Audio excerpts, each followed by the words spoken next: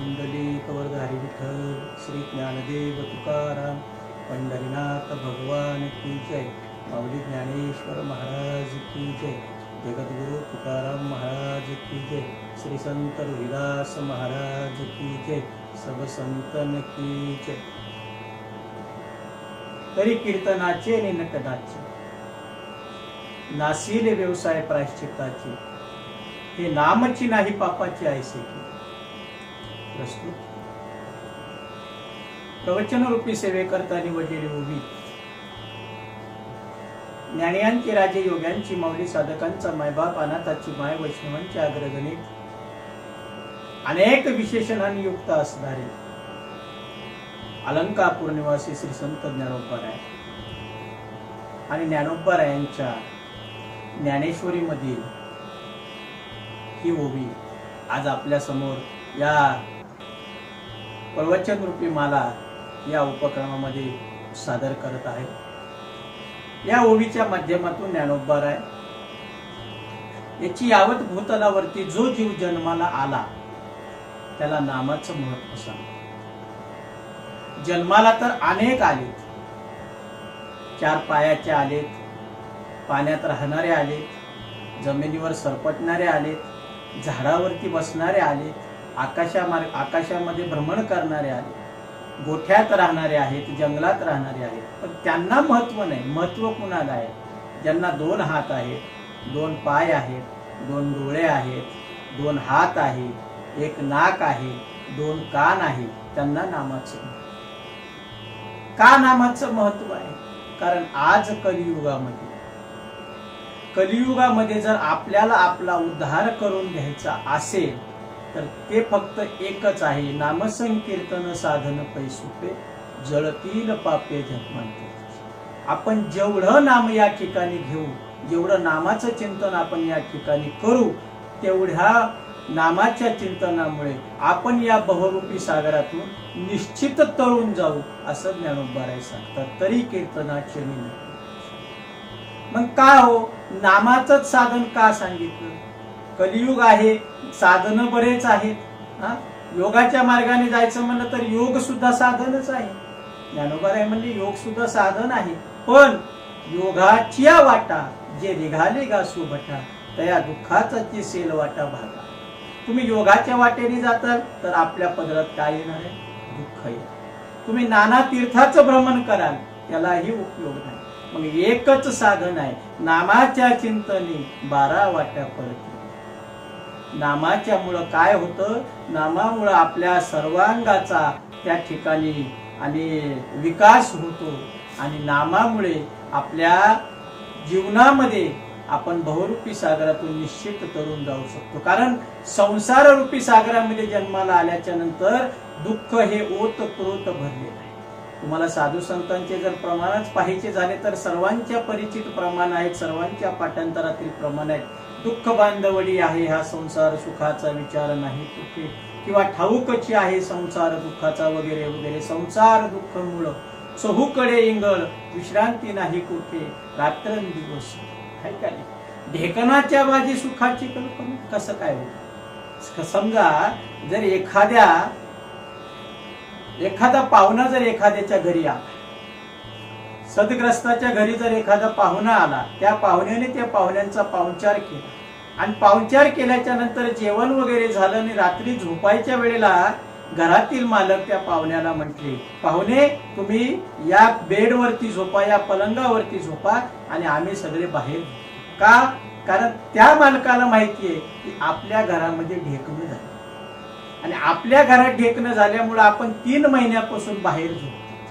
मग आज पाहुणा आला, पाहुणा म्हणला मीही तुमच्या सोबत बाहेर झोपतो। मालक म्हणले नाही नाही, तसं नाही चालणार, तुम्हाला आम्ही जर बाहेर झोपवलं तर उद्या लोक आम्हाला काय म्हणतील, अरे किती दिवसांनी पाहुणा आला आणि त्यांना खुशाल तुम्ही बाहेर झोपवलं, मग तुम्ही आत झोपा, आम्ही बाहेर झोपतो।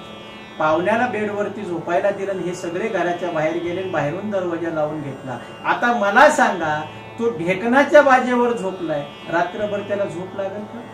नाही लागेल। म्हणून तुकोबाराय सांगतात, ढेकणाच्या बाजी सुखाची कल्पना। सकाळी उठले, मालक दरवाजा उघडला, पाहुण्याला म्हणलं कसं काय? पाहुणे म्हणले लय भारी। आता त्या ढेकणाच्या बाजेवरती जर तो पाहुणा झोपला तर त्याला सुख हे प्राप्त होणार नाही.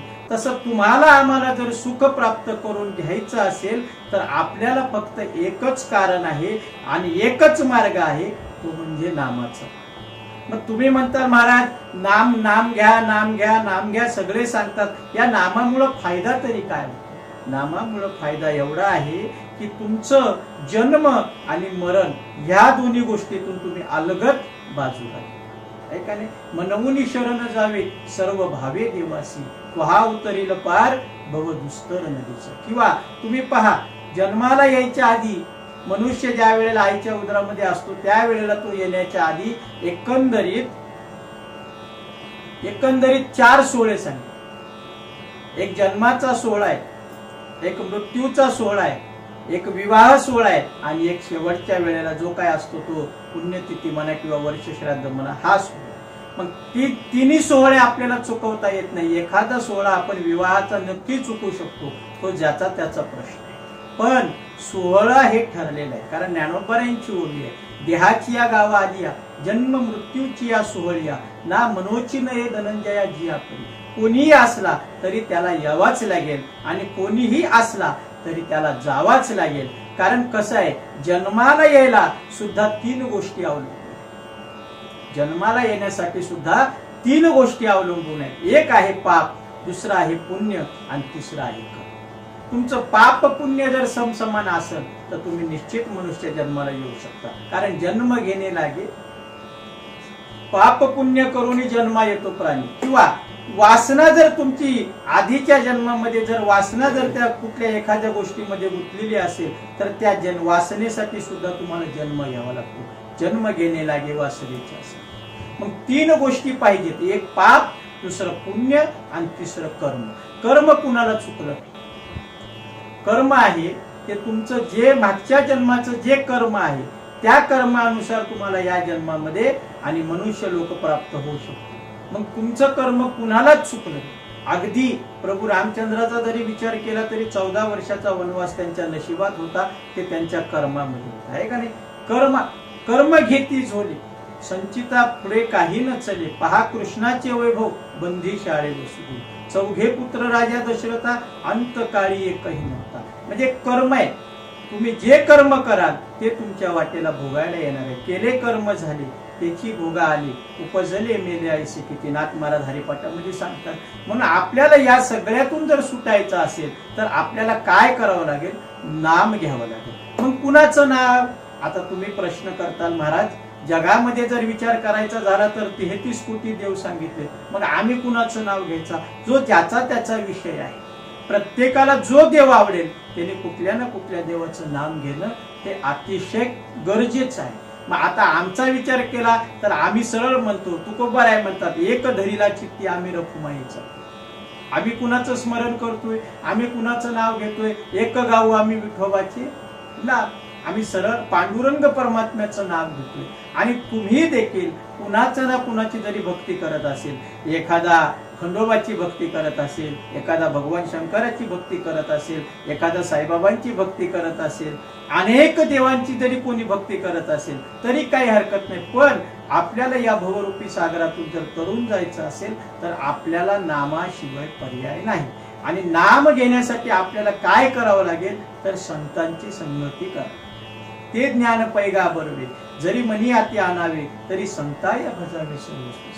आपल्याला संतांची प्राप्ती करून घ्यावी लागेल आणि संतांची प्राप्ती करून घेतल्याच्या नंतर आपल्याला नाम मिळेल आणि नाम मिळाल्याच्या नंतर मग हरिप्राप्ती शिव, मग आपल्याला देवाची प्राप्ती आहे. पण बहुरूपी सागरामधून आपल्याला जर तरुण जायचं असेल तर आपल्याला नाम घेतल्याशिवाय पर्याय नाही. म्हणून ज्ञानोबाराय सांगतात, तरी कीर्तनाची आणि नटनाची नासिले व्यवसाय प्रायश्चिताची, हे नामची नाही पापाची ऐसे केले रामकृष्ण हरी. कुंडलिक वरद हरी विठ्ठल.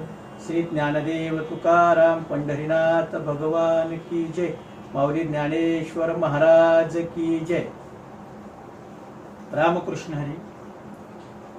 संतांची संगती या चॅनलच्या माध्यमातून जो काही उपक्रम आपण हाती घेतलेला आहे त्यामध्ये प्रत्येक रविवारी महाराष्ट्रातील नवनवीन महाराज मंडळींची आपल्याला घर बसल्या प्रवचनमाला या उपक्रमाच्या माध्यमातून घर बसल्या आनंद घेता येईल आणि आपल्याला नवनवीन प्रवचन ऐकण्याकरता आपण कृपया करून चॅनलला सबस्क्राईब करा, लाईक करा आणि कमेंट मात्र करायला विसरू नका.